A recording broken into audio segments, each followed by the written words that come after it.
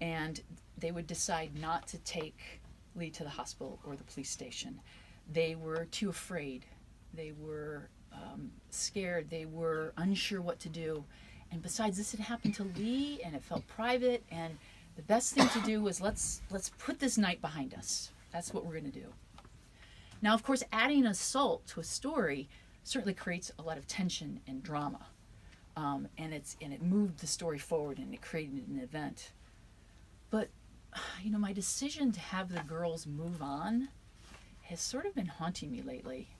Especially in light of the Me Too moment and the sexual assault allegations that have been going on, and I just thought, for God's sakes, I made this book up. Why didn't I have the girls fight back?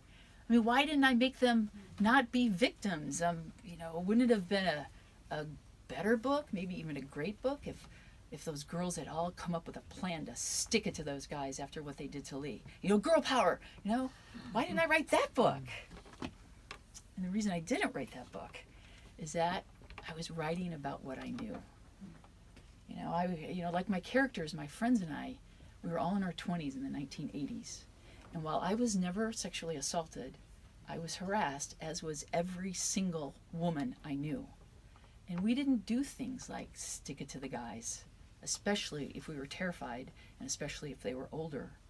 We did things like blame ourselves, or maybe say we had too much to drink, or wait a minute, maybe I'm not remembering this right. Well, surely it wasn't that. It was, no one will believe me, and I think there's something wrong with me.